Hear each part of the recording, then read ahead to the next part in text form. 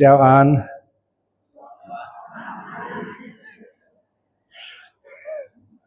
So, you okay there?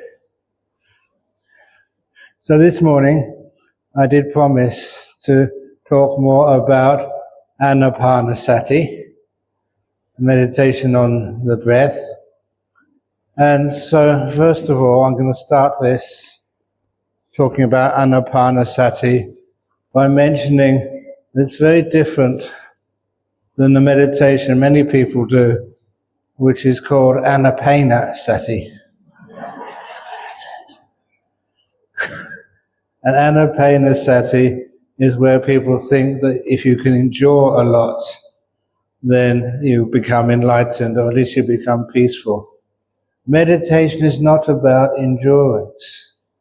It's learning to be wise enough to pass all of that painful experiences you may have with your body. And a good example of that, I remember when I was 6 years as a monk, and I was traveling from one monastery to another. And on this particular occasion, after the lunch at the monastery, I had to walk for a couple of hours to the main road to get a bus. And the buses for monks are always free, so you can't complain. But there's one of those buses which was very cramped and very full, not just with people, with chickens and goodness knows what else, because people were taking their produce to the next destination. And it was very, very, very cramped.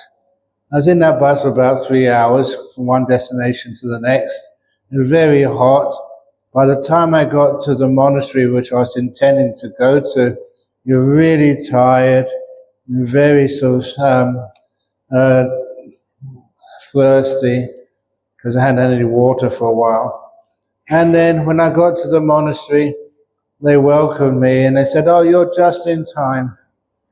Because at this monastery, every evening from 6 p.m., which is when we arrived, about 5:45 in the evening, until 10 p.m., we always do a 4-hour meditation. And I thought, I'm really tired, I need a shower, a cup of tea or something. And he said, no time for that. Just we'll show you where you're going to stay tonight, and then to the meditation hall to do a 4-hour meditation sit. And even then, I was good at meditation, but even then I thought, that's pushing it. But nevertheless, I was always very confident. Why not? Let's give it a try. And I knew that would be very, very, very painful, unless you decided to meditate properly and not waste time. And I know from the experience, you have about, well, it's not me anyway, about 15 minutes or 20 minutes to get into some good meditation. Otherwise, you're going to be suffering for hours. And so fortunately that day, even though I was tired, honestly, my character sometimes, Chalpo should know this, I kind of like a challenge. Not too many challenges, especially at my age now, but a challenge. Okay, let's see what you can do. And so, fortunately, I'm telling the story. I only tell the stories where I have success. The stories where I fail miserably, I always keep quiet. So I sat down there, and very soon, just focusing on my breathing in and out, knowing what to do, getting so peaceful. And so peaceful you can't feel your body. So those 4 hours, they went past so quickly. And I did hear them finishing the meditation. So I opened my eyes and I started to complain.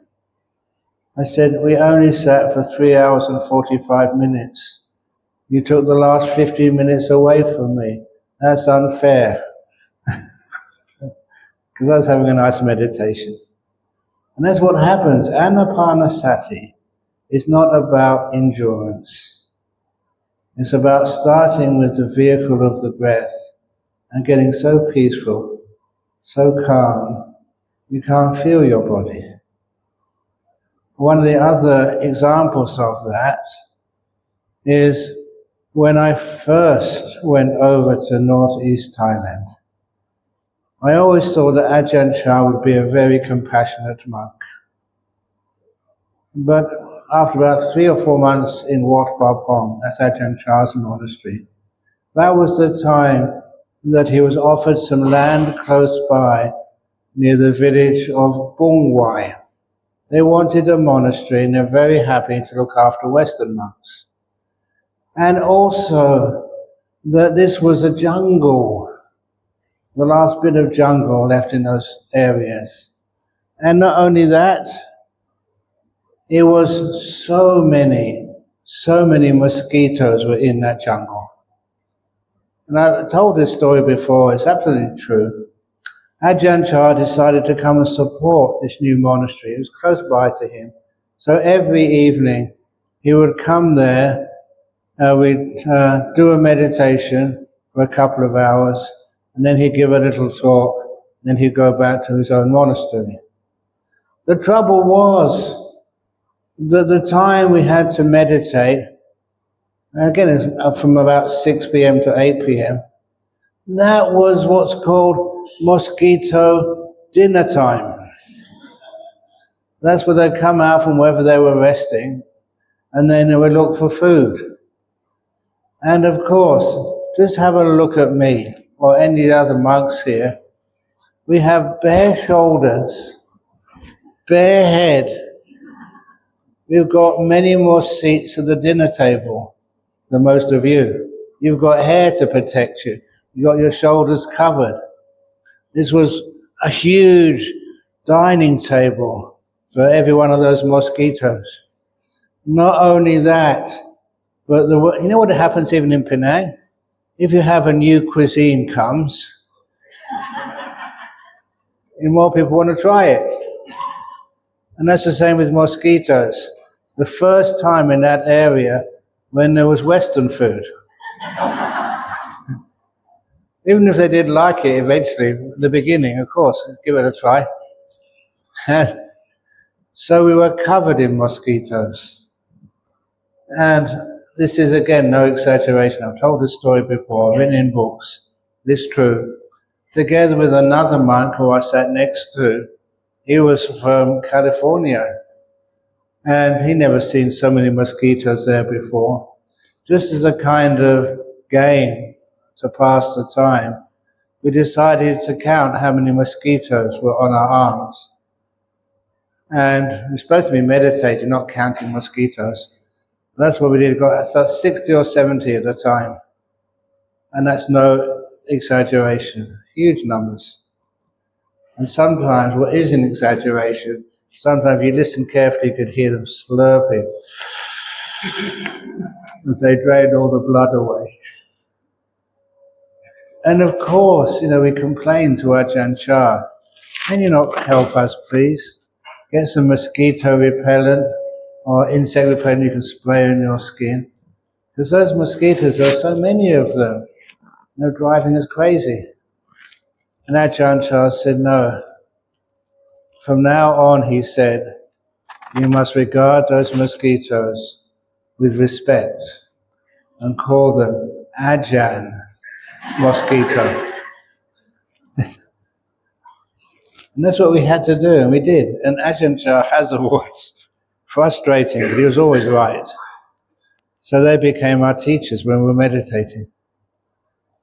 And of course, it wasn't just an endurance test. Because those mosquitoes were there, we had to learn how to relax to the max, to relax the body and relax the mind. So we weren't thinking about them. And then the first time I succeeded in doing that, it was kind of like miraculous.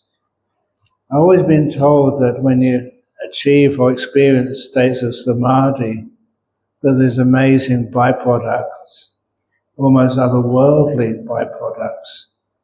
The first time that happened, after a 2-hour sit, I noticed there was no little bumps on my arms. When a mosquito bites a Westerner, it leaves a little bump afterwards. And there was no bumps on my skin at all. And I thought, when you do samadhi, you get into good meditation, then it's like your body has its own mosquito repellent and they leave you alone. That's what it felt like. It was only much later when I came back to Australia and I saw in a science article that mosquitoes, over in Thailand anyway, they are attracted to the carbon dioxide coming out of the pores of your skin. So the more you worry about them, the less still you are, the more you're saying, mosquito, dinner over here. You're advertising yourself to the mosquitoes. When you really relax to the max, your metabolism goes down. And the mosquitoes can't find you. And that's the truth of the matter. The more you worry about them, the more you're shouting out, here I am, come. And it's because of that I realized that if you do the meditation properly, then it does mean you have your own little security system from things like mosquitoes. They do really help you meditate. It's one of the reasons why this is the wrong time of year to do a retreat in Penang. When is the mosquito time in Penang? You don't have any? The whole year. I haven't been bitten by a mosquito yet.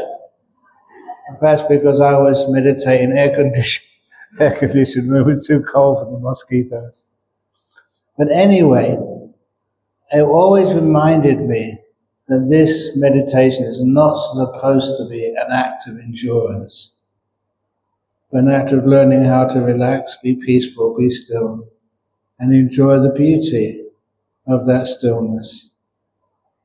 All the time you've known me, especially in Chao Po, you know me many years. How many times have you seen me be miserable?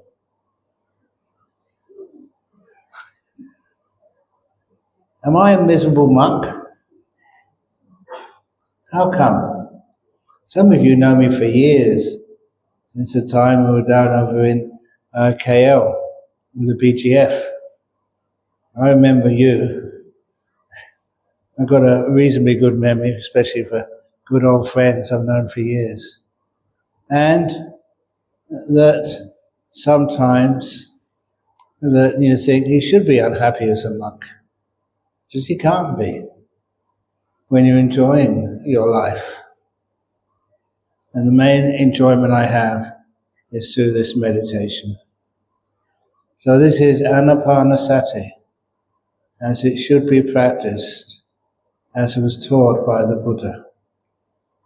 The first thing, you find a comfortable position for your body. How comfortable should that be? Should you have to sit full lotus, the back perfectly straight? Is that how you meditate? No way. Some of you may have sore backs. You may have injuries, fallen off a motorbike, had a sports injury, and your back is too sore to sit perfectly straight. So when you start a meditation, I always love starting with mindfulness of the body. But again, mindfulness is not good enough. I call it kindfulness. The metta together with the mindfulness, the sati. Those two together are very powerful. It means you can watch something which may be sore, and with kindness, relax it. I'm going to go off on a tangent here. But I know many people in Penang are always very anxious, scared sometimes, for no reason whatsoever. And there was one Wasa period, one rains retreat, when a young lady, a university in Adelaide gave me a call. Her father lived in Perth, And it was her father who advised her, give Ajahn Brahm a call. Her problem, that she had extreme anxiety. She was so anxious. She was doing a degree in veterinary science. In dentistry. She's a very brilliant lady, but she was so anxious that she literally could not get out of bed.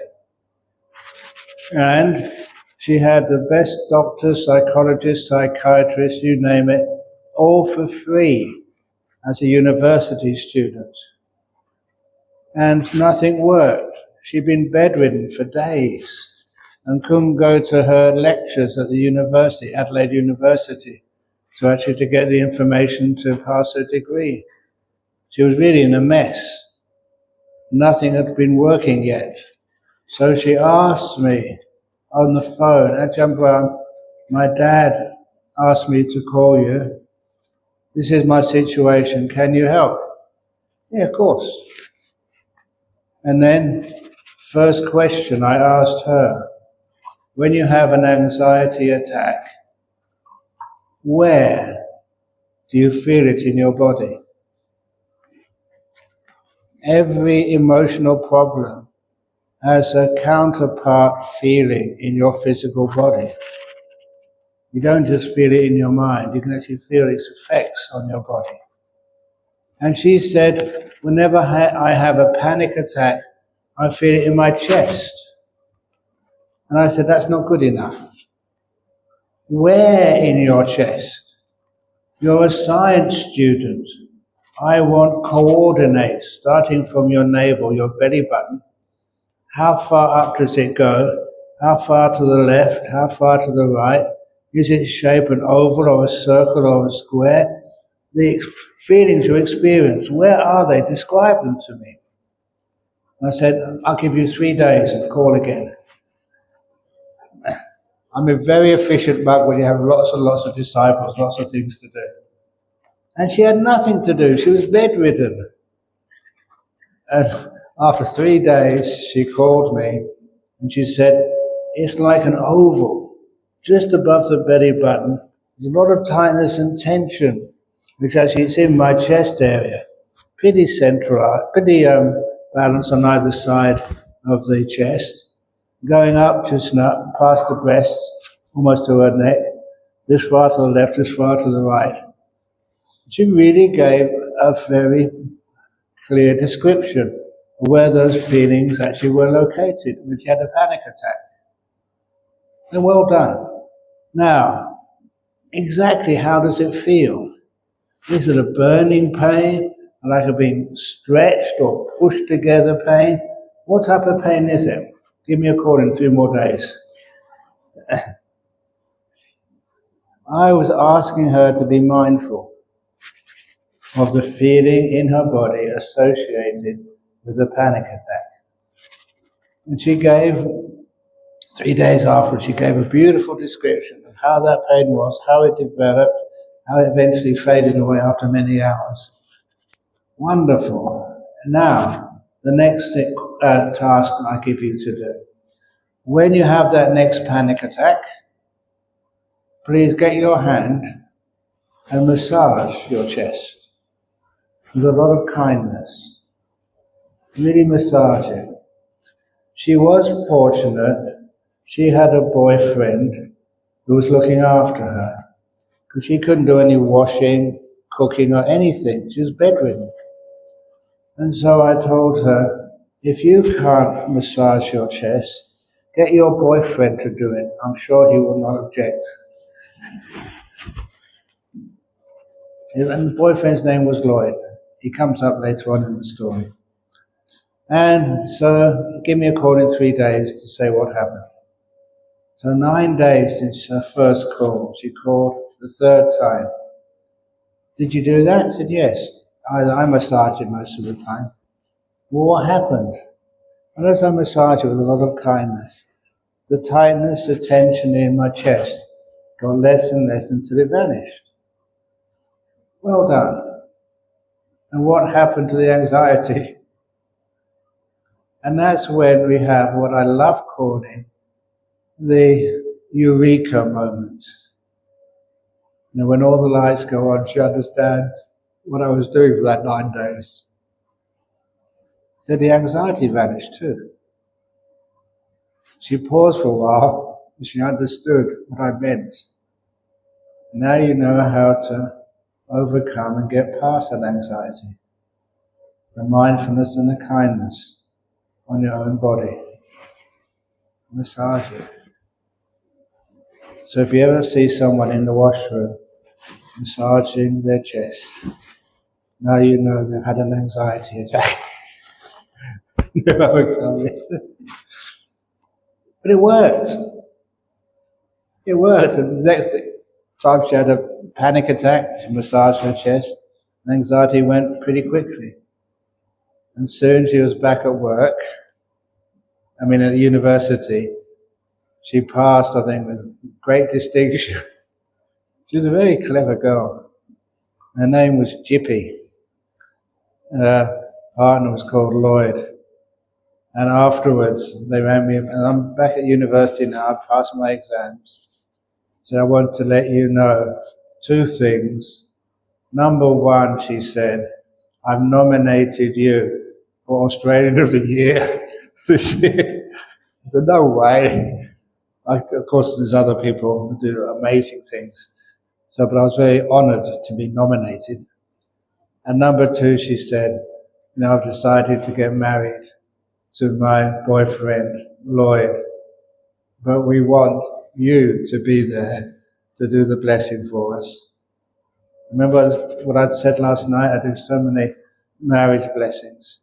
So Jippy and Lloyd got married and they started a dentist business over in Perth. Anytime I need any dental, I'll come to my place, please, please, please, please, all for free. Now that's what meditation can do, the mindfulness on your body. And with kindness, you can relax anything.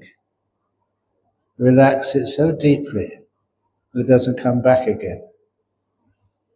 That's the story with 2 young disciples. Now, of course, the personal stories. On one occasion, many of you have been to my monastery in Perth. How many of you have seen my cave? A few of you have.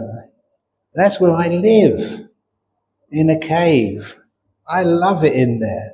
It's got 2 doors. I can close both of them. And you can't hear anything which is going on outside.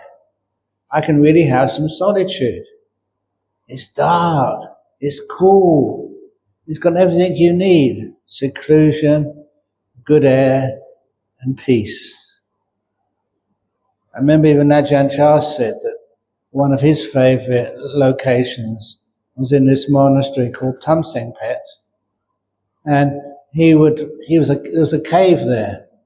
The cave there had 2 entrances, one at one end of the cave, one at the other end of the cave. And a little window he could look at if he saw anybody coming. If he saw someone coming and they were told, yes, Ajahn Chah's in his cave.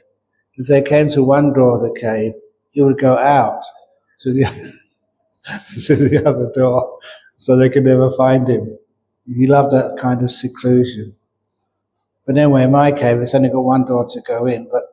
And I meditate in there, I rest in there, I find solitude in there. And on this one occasion, just after lunch, I went into my cave and closed the doors. And then, I don't know what it was, but as a monk, every so often you get a sore tummy. I didn't realize that it was really serious. It was food poisoning. Have any of you had real food poisoning before? Sometimes I call it an occupational hazard for a monk. You don't know what people have put in your bowl. And sometimes they're trying their very best, but who knows what goes into your bowl, your alms bowl. So I had food poisoning. And when you have food poisoning, It's like every few seconds you have a spasm in your stomach. Ah! Sometimes I like telling this story, especially just when people get a bit bored and you can see their heads are drooping. Ah! Sometimes it's important as a skill to make your talks kind of not just inspiring, but which people cannot stop listening to. Ah! And it was totally sort of automatic. I didn't want to do that. It just happened. So I realized it was real food poisoning. And what could I do? The only telephone we have at monastery is in the office. It's a long way to crawl or struggle to. And I don't know what the monks would have done. They'd have thought, oh, maybe I'm dying or something. And they would overreact. So then, no, waste of time calling a doctor. Most normal people would have done. We know as a monk, we're not normal. So, so two visitors who just come in, kind of wondering, what am I doing here? And anyway, so what I did, this wonderful way of dealing with things like sickness, the mindfulness. First of all, I started becoming aware of what that feeling was like. One of the important things to know with such feelings as like pain or these sudden spasms which come from something like food poisoning is notice they don't start instantaneously. They go very fast, but you can find out the first time when the first irritation comes up, and then half a second later it becomes real pain, another half a second, incredible pain. And it grows, but it has time. It has a beginning, a middle, and an end. And once I became aware of that, you realize if you can really be aware at the very beginning, it's amazing what you can do. Just like you see like a weed grow in the grass. Some of those weeds grow so quickly they can become huge trees within seconds. But if you find it at the very beginning, you can pick it out with your hand and the weed is gone. It's always catching it as early as possible is one of the important things. And with that tension, all I ever needed to do was to give it the kindness, the metta. I don't know why or what I've eaten, what bacteria or virus it is, but I wish you happiness and well-being. And stomach, you've looked after me for so many years. I don't mind a bit of pain, because it's not your fault, it's not my fault, it just happens. With that type of kindness and mindfulness, you could see every time you had a spasm, it was a little bit less than the time before. And because it was a little bit less, my mindfulness was clear enough to give that feedback. Whatever I was doing was going in the right direction. The pain in my stomach was getting less and less and less. I was still, but not as loud as when I started. It was getting less. And it took half an hour of meditation, of that mindfulness, just of the pain in my tummy. Half an hour, and by that time, the pain had all gone. And to me, that was kind of unbelievable. I never took any medication, never took any water or anything. I just sat there, just watching the spasms and watching them get less and less and less and less until they eventually vanished. And afterwards, you want to find some sort of wisdom. Why? How can that work? Because I was a scientist at school growing up, I sometimes would look in the microscope and see just little, actually not in the microscope, but so in videos and these super microscopes to see bacteria, what they look like. And to me it just looked like a blob. with tentacles coming out of it. And that's what I always visualized a bacteria to be. I said one type of bacteria was causing havoc in my stomach. Now it was peaceful. It never came back. I wonder what those bacteria were doing. They can't just vanish. And then remembering that each one of those bacteria had lots of tentacles, I imagine those tentacles cross-legged, and all those bacteria were now meditating in my tummy instead of having a party and raving around. Something must have been happening, because that food poisoning episode never ever returned. But it also told me how to deal with any pain or any sickness in your body. Be mindful of it, be kindful, add the kindness, and you find that mindfulness will always give you feedback.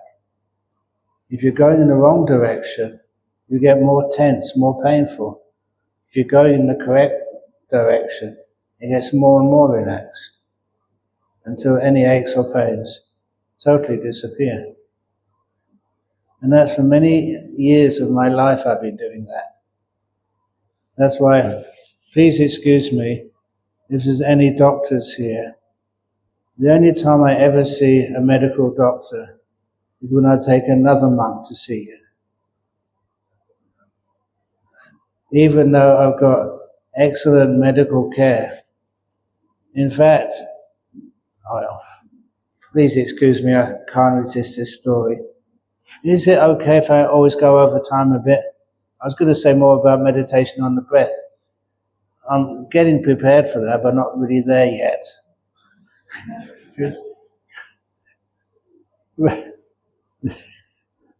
This was when I read this article and saw a video of this Indian lady. At the time, she was living in Hong Kong. Very successful in her work. Only trouble was that she developed a cancer. And the cancer got so bad that the doctors never thought she was going to survive, but gave her an operation anyway to cut out many of the cancerous tumors in her body. So they put her under anesthetic and started carving up some of the tumors in her body. And when that was happening, that she had an out-of-body experience. She wasn't a Buddhist. She was a Catholic, but Indian living in Hong Kong. And she described what had happened. She remembered what the doctors were saying, even when she was unconscious. She was floating out of her body. And the next thing she noticed was this brilliant light. I've called that nimittas before. That's how you see a nimitta when you're about to die. That's why I guarantee each one of you would eventually see a nimitta, a beautiful light. But please see it before you die. And you've heard that so many times. I've heard that from so many people. They're close to death and they see this beautiful light and they get attracted to it. That's what she described. And as she merged into that light, we call that in meditation, once you merge into it, a first jhana experience. And then it's like you've disappeared. You're not there anymore. Your sense of self has vanished for a short time.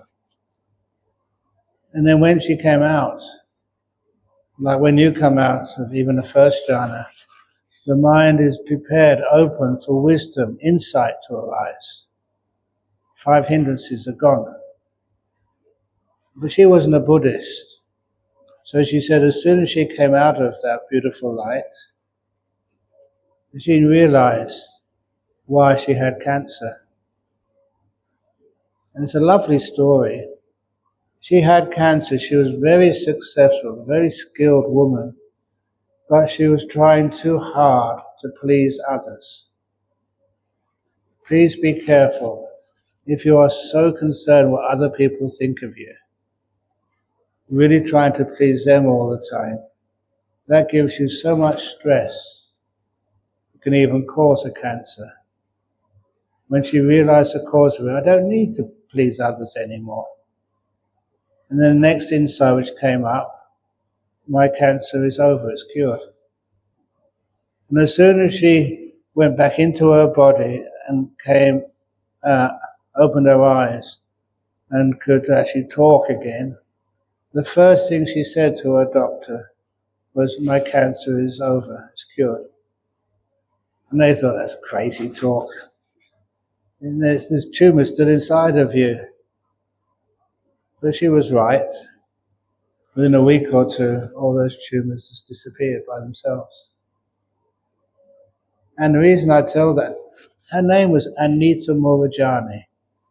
She wrote a couple of books, did a video of this. She described it in Christian terms. She said that was like merging with God, getting into that first jhana. If ever you've had those experiences, you know that's how a Christian would describe it. You've disappeared in beautiful light, extreme power. And the cleansing effect that has on you, even with things like tumors, is immense. So anyway, the reason I told that story is because my GP is a doctor called Brian Walker, Walker. And he happened to be a GP in the country of Hong Kong many years ago. And he was the GP whose client was Anita Murajani. And when he saw what had happened there, that changed his whole life, his whole career. And he decided to migrate to a nice quiet town in Western Australia called Serpentine. He's now my doctor. And of course, he was seeing one of the caretakers at Ajahn Meditation Center a few days ago, and they called me and they said, oh yes, he was treating us, and he said, oh, please tell Ajahn Brahm and all the other monks at Serpentine, if there's anything you need, please come and see me. I always feel a bit guilty with doctors like that. They offer to see me at a moment's notice for free, no bills at all. And I'm too healthy. I feel I'm being mean to him. I should be a bit more sick sometimes, so he can actually make some merit. Do you understand what I mean? But anyway, I don't know how I got into that story, but nevertheless, my good karma is to be really well looked after. But you start off with meditation with making sure your body is nicely relaxed. And the best posture for it, how do you know the best posture for your body when it starts meditating? Ask it. If you see a friend or a loved one, what's usually the first thing you say to them? Like, good morning, good afternoon, how are you? How many times you asked me that, Xiaopo? You see me at the airport, how are you, Ajahn Brahm? That's one of the first things which I ask you. How are you? How are you, Amy? How are you all? How are you, Kasi? That's what I do to my own body. Legs, how are you today? That's how mindfulness starts. You want to be mindful of your knees. Hi knees, how are you? That focuses your mindfulness on that part of the body. And once you get to know your body, you can become aware of it so easy, just parts of it. Then you can find any problems which are coming up and how you can overcome those problems. Be free of them. Just like tummy ache, or headache, or toothache. So many times, being a forest monk, I do not have a mobile phone. So don't ask for my mobile phone number. I ain't got one. I love it when you don't have one. I have an email number, but I'm not telling you that. It's lovely when you don't have a mobile phone because you're out of contact. You don't need to be in contact. So just the same, I just ask my knee, how are you? Got direct contact, a direct hotline between my brain and my knee. And I can feel it. I know it very well. I've done it so many years. How are you, teeth? You can feel those teeth. And if there's any problem there, you know how to deal with it. You can relax anything in your body. So that when I start meditating, my body is pain-free, and it can stay pain-free for a long time. Again, many years ago, when I was really sick, I did mention just how thin I was in those days. In this time, I was so sick, I didn't know what it was. The doctors didn't know what it was. It was actually, we found out afterwards, it was scrub typhus. Scrub typhus, little mites, little animals in the forest, would bite you. You would notice the bite. If you look carefully, you see a little black dot where the little bug was still there. But it would develop into scrub typhus. The only thing was, every villager had their immunity because they lived there for generations. It was only the Westerners who were non-locals going there would catch the scrub typhus. And because of that, the health department in Bangkok said there is no scrub typhus in that part of the world. Of course there was. They found out their mistake after many of us developed the fever. But it was so debilitating. And that was when, many of you know the story, Ajahn came to see me. And imagine a huge monk like that come to see me. I was still a young monk. I was so honored to be visited by this great teacher until he opened his mouth. Because what he told me, he said, Brahmavamso, that's my full name, you're either going to get better or you're going to die. And then he went away. The problem was he couldn't argue with that. That was truth. I was either going to get better or I was going to die.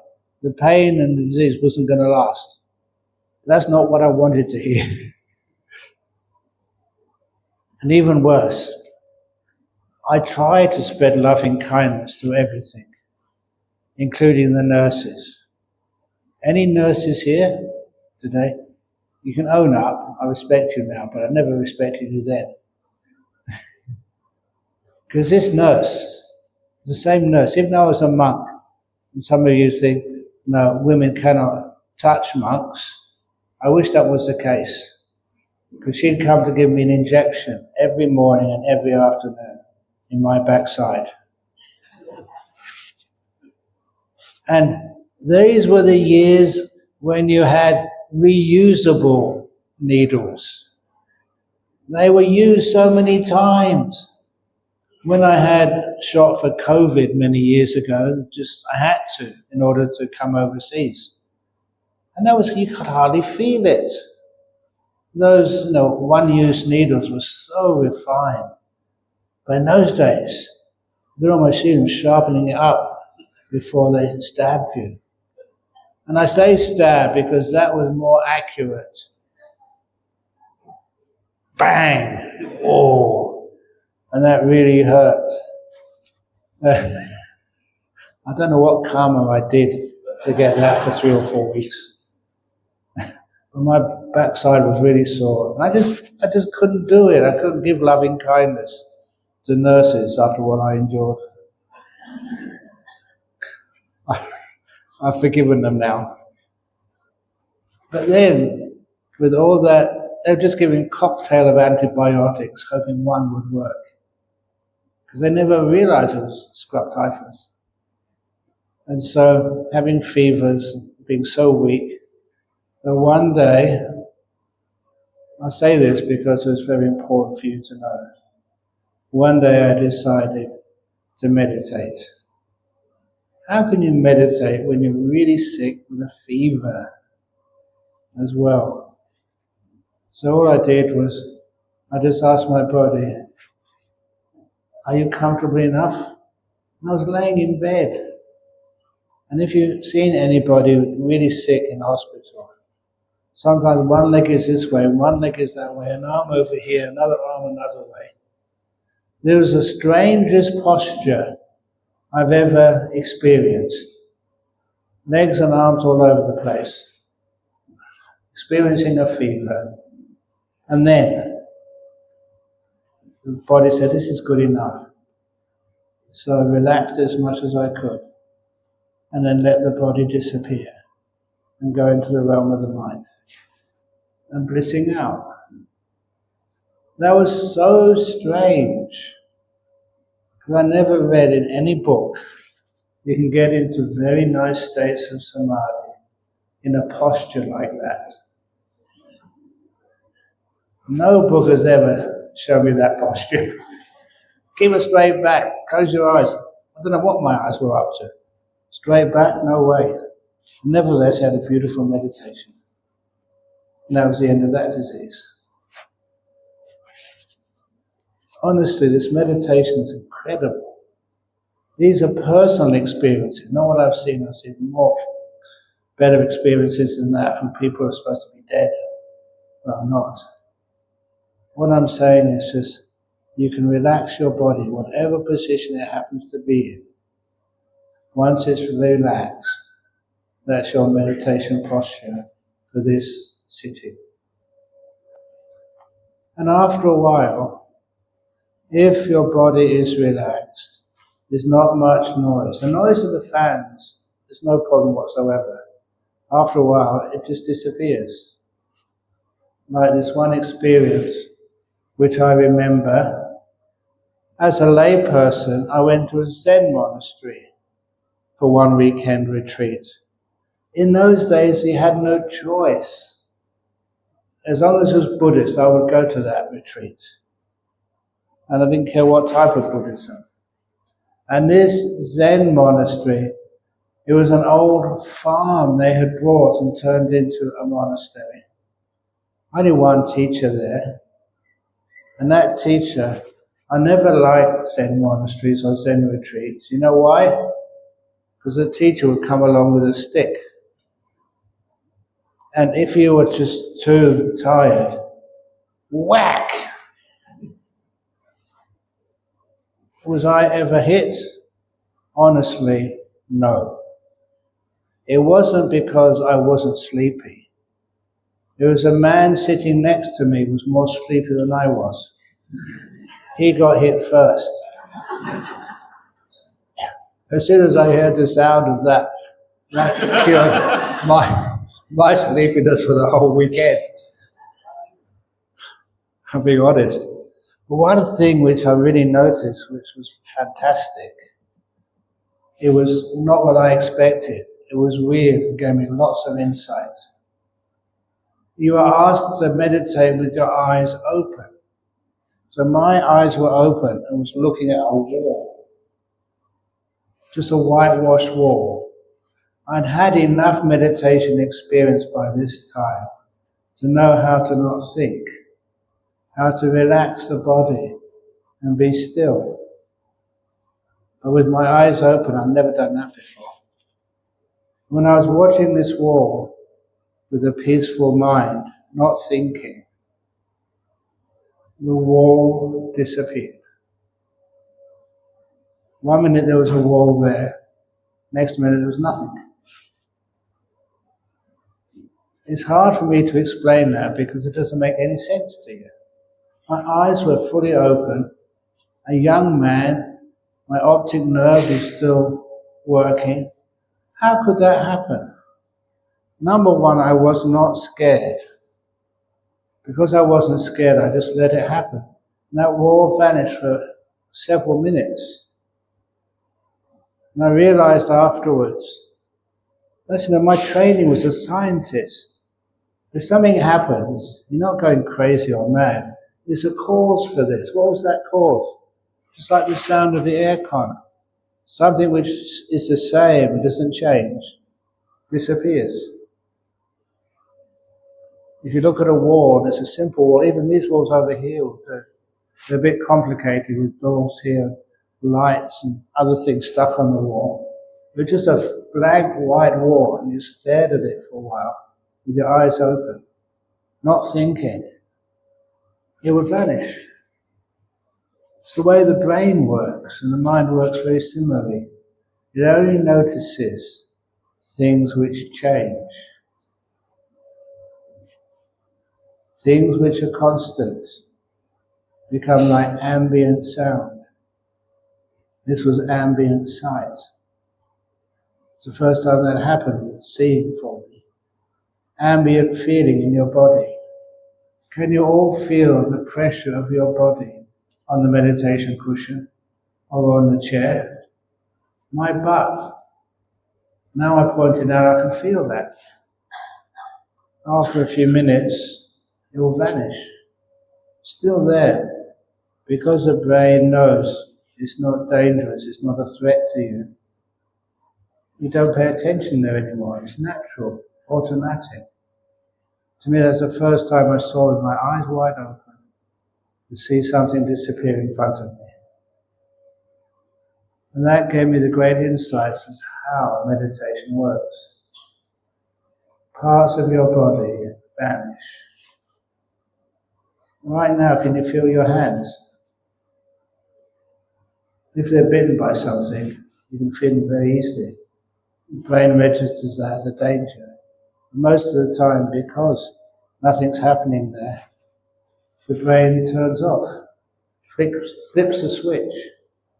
You don't need to feel your hands. Where in your body do you need to feel anything? Is there anything disturbing you in your body? Usually not. And when your body is at peaceful, your hands disappear, your butt disappears, you can't feel your legs. You've got a comfortable back, your head is just the same, minute after minute after minute. The whole body vanishes. We used to have these... When am I supposed to finish this talk, by the way?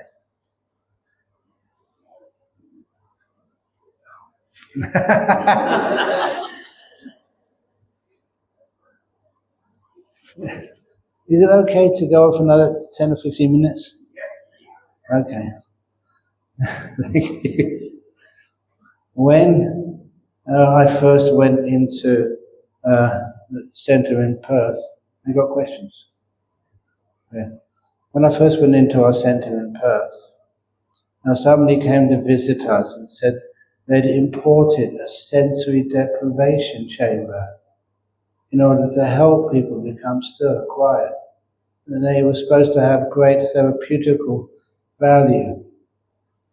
And the other monk who I was with was senior to me, so he got the first go in the sensory deprivation chamber. He described it. There was like a box, and inside the box was water at body temperature. And it was salty water, so you floated in it. And because it was the temperature of your body, you could hardly feel it. There was no pressure on any part of your body being supported by a cushion or by a solid surface. You were floating. And the box was light tight. You could see nothing inside of it. You couldn't hear anything. The sense of sight, sound, physical feeling, and obviously taste and smell had all been turned off. It's supposed to help you get into deep meditation. And I asked that monk, I said, what happened inside? And he said, once I was inside that box, the only thing I could sense from that time on was my breathing.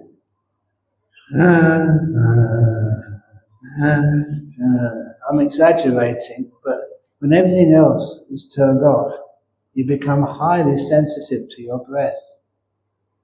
I never had to go inside that chamber because the next morning in the local paper there was a big advertisement. Sensory deprivation chambers as used by Buddhist monks. We were scammed. He only let us go in there so he could advertise it was used by Buddhist monks. But I didn't need to go in there. Afterwards I understood how it works and how it doesn't work. You still have the feelings of your breath. And that's one of the reasons why the Buddha taught the breath as a natural object of meditation.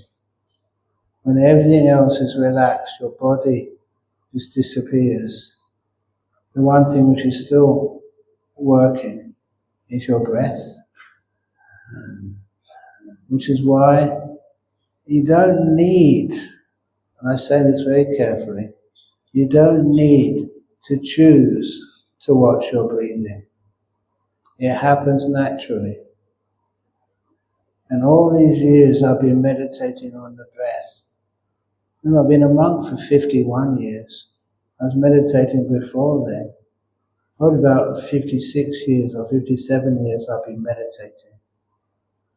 In all that time, I'll write it now, I never go looking for the breath. I relax to the max. My whole body sort of gets so comfortable, you can hardly feel it. And the only thing which you get to know, it comes to you, the breath coming in and going out. I never go looking for the breath. It's just the only thing left. I let go of everything else, and that's the only thing there. And number two, where do I notice that breath? I said last night, I never located any part of my body. I just know it's going in. I know it's going out. I know it's in between. That's all. I keep it as simple as possible. And that happens automatically. You never have to do it. And because it happens automatically, you kind of understand how the Buddha taught the breath meditation. Go to a nice quiet place, a comfortable place, and make mindfulness the priority. That's where they say the mindfulness parimukha, the Buddha said. And sometimes people translate that as making it, establishing mindfulness in front of you. Have you ever heard that phrase before? Establishing mindfulness in front of you. In front of what? In Buddhism we don't admit there's an entity deserving to be called you. So sometimes we say that means mindfulness in front of the nose. Is that where you live? In front of you? Is that all you are, just a nose? Of course not. Most Westerners think they're in here somewhere. If I ask you where you believe you are, do you believe there is someone deserving to be called you inside this body of mind? Sometimes I do this as an exercise for people. Can you please point to you? Point to it. Take out your finger. Point. Where are you? I love the way people do this because that finger goes all over the place. It's always up in the head these days.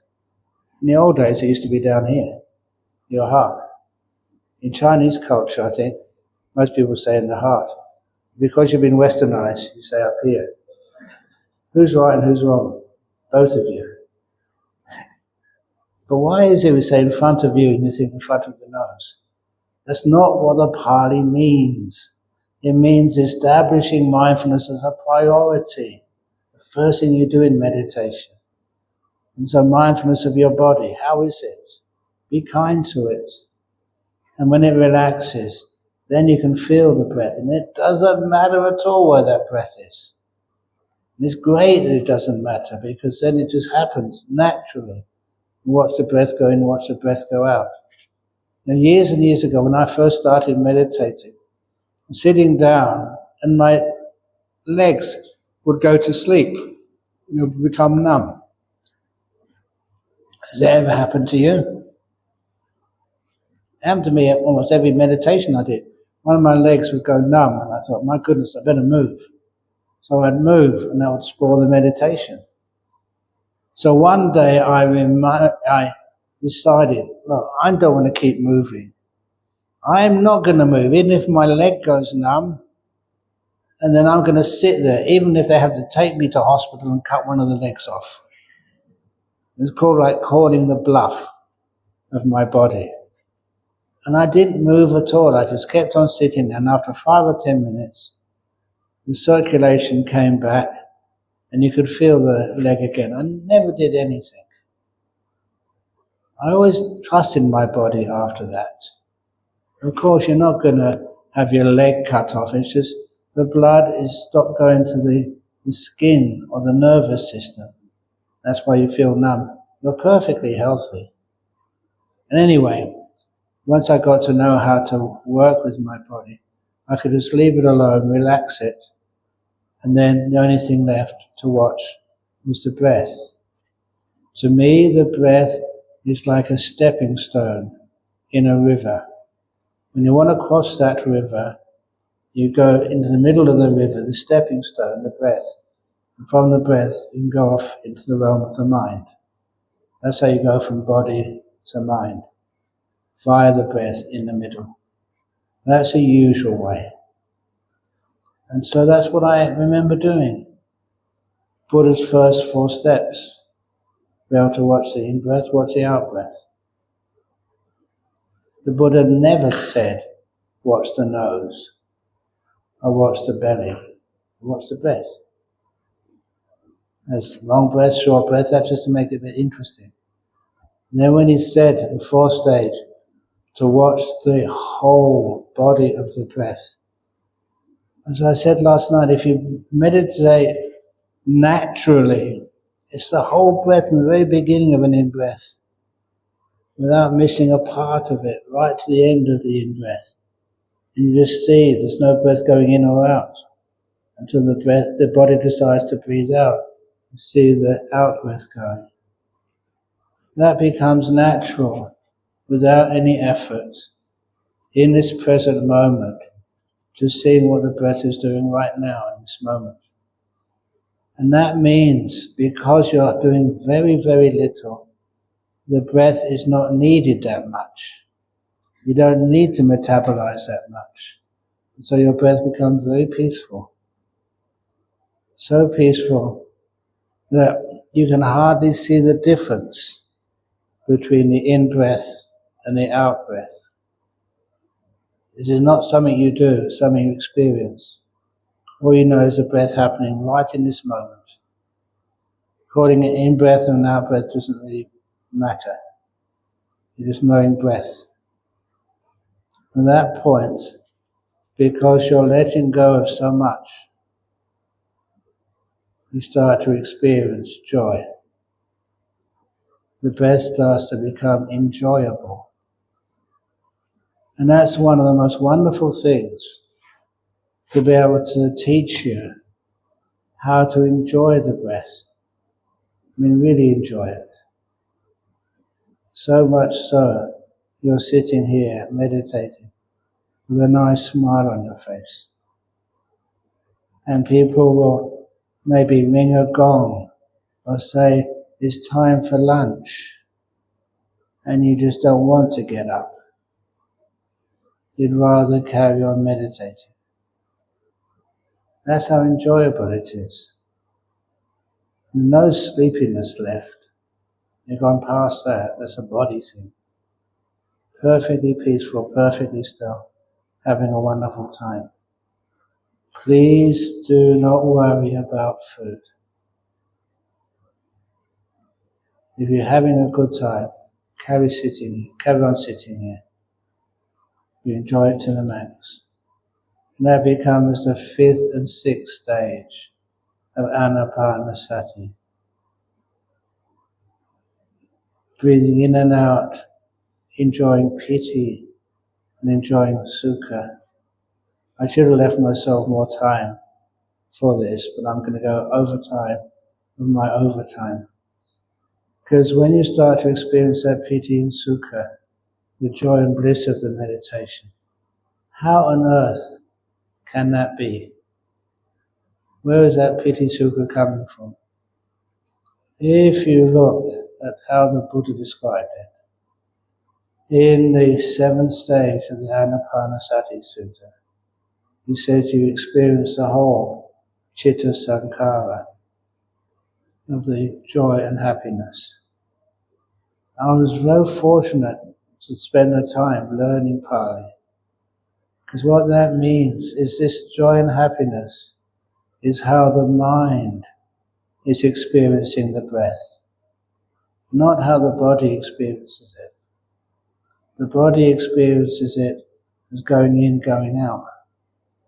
How the mind experiences it with so much joy and happiness, piti and sukha. You're really enjoying yourself. That's why you can meditate for long periods of the time. Not because you're enduring pain, because you're really enjoying this. Because you're enjoying it, you can meditate for long periods and you can focus naturally so easily. And you have some wonderful experiences in the meditation. Okay, I think I should finish now, because that's a place where I can carry on for tomorrow's talk. What happens next once you start to enjoy the happiness and the joy of meditation? It's one of the reasons why I've been a monk for so long. Having fun, enjoying myself to the max. Okay, thank you for listening.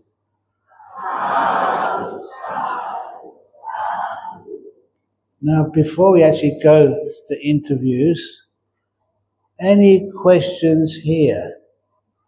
Okay, yes.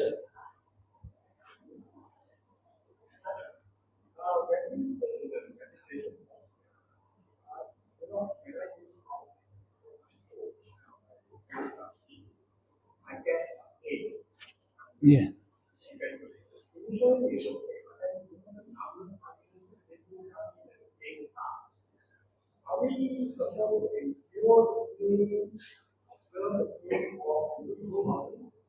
Move your leg.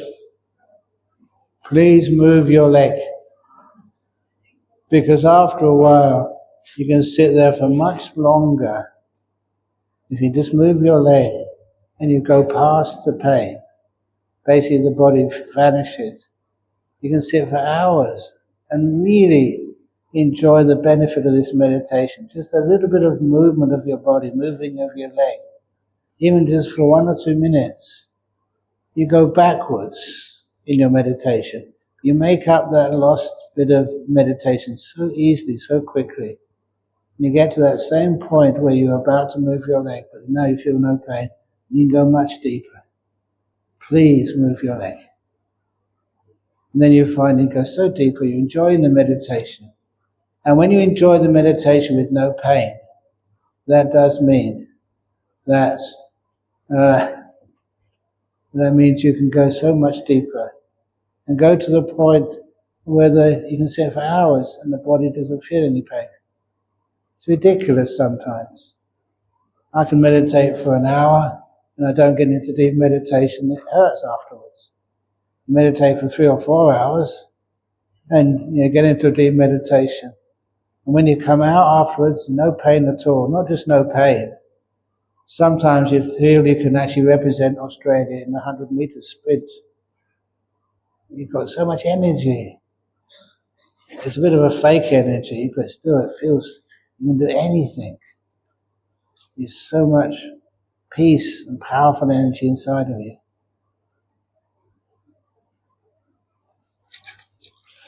Okay, I'll do a quick question here. Dear Ajahn Brahm, In your book, The Basic Method of Meditation, on page 8, you mention that then there is no such thing as a bad meditation. A question, how to tell if I have a good or a bad meditation. The wonderful reason I say that, my first meditation teacher taught me that. The very fact you're sitting down with the intention to meditate means it's good. Even if you don't get anywhere. The fact you're sitting down with the intention to meditate, that by itself makes it good. That's why some of the times, when I feel I'm too tired, I've been on an aircraft for such a long time, and no way that any sensible person can meditate like this. But I'm not sensible, not that way. I said, yes, give it a try. And when I sit down and close my eyes, I say, this is my dedication to the Buddha. I'm offering my body and mind to the Buddha for this time. If you get into beautiful bliss states, wonderful. If you don't, wonderful. The very fact I'm sitting down, following the advice of the Buddha, that's good enough for me. Anything else is a bonus. That's why I always feel there's no such thing as a bad meditation. The fact you've got your eyes closed, you're sitting there as peaceful and still as you can be, that's good. If I have a bad meditation, I have to find out the causes of it. Again, you don't have a bad meditation. Please don't own your meditations. They're all done by cause and effect. It's not your fault if you have what you call a bad meditation. It's not your skill if you have a good meditation. It's nothing to do with the sense of self. It's just when you learn how to let go, then your meditation just soars up into the sky.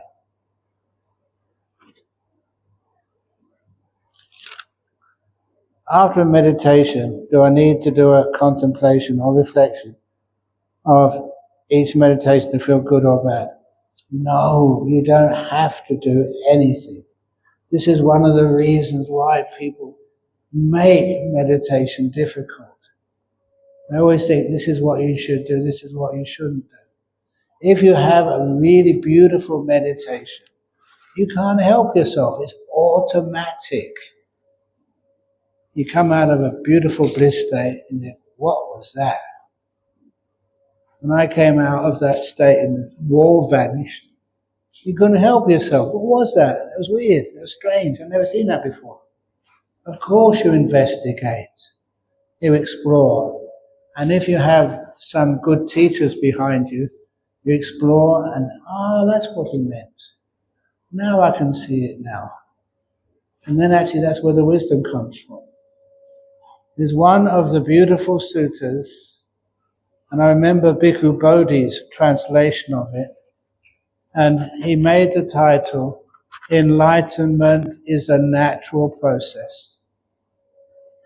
They say if you start keeping precepts, you don't have to choose or make the decision, may I not feel any regret. If you keep the precepts, you don't feel any regret. It's natural, automatic. You say, if you don't feel any regret, may I experience happiness. Imagine you've lived a life with no regrets at all. You feel happiness. If you start feeling happiness, you don't have to make the decision, decide, will, may I be tranquil. Of course you feel tranquil, you're naturally happy. If you feel tranquil, may I experience the mindfulness happiness. It's natural, that would happen. If you experience a mindfulness happiness, may I experience a deep meditation. You can't stop it. Cause and effect. Is that okay? Someone's testing. Anyway, and if you experience deep meditation, may I see things as they truly are. You have no choice. Your awareness is so incredibly strong. Of course you see things as they truly are. You see things as they truly are. Oh, may I have enlightenment. You are enlightened. You can't help it. So after a while you realize enlightenment is not your fault.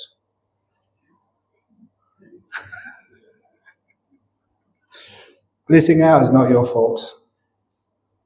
Being free from things like cancer is not your fault. It's a natural process. It's a beautiful sutta. I think that is in that word of the Buddha translation. I saw you had a few of those to give out yesterday. Anyway, you can find it somewhere. Okay. Now apparently we do the interviews. I don't know how are we arranging those and where?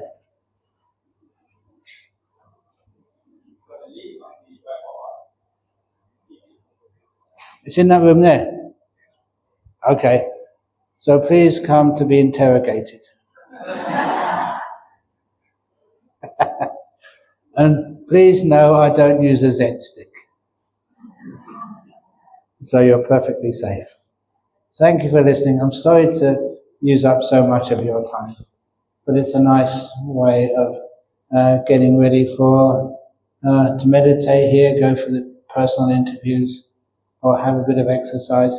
Do you all know how to do walking meditation? It's a nice thing if you start to get stiff to do walking meditation. And I don't do as much walking meditation these days. I usually do a lot of talking meditation. And Ajahn Brahm, they say, Ajahn Brahm, you should walk the talk instead of talking the walk. Okay, thank you very much. Sadhu, sadhu, sadhu, sadhu. Thank you.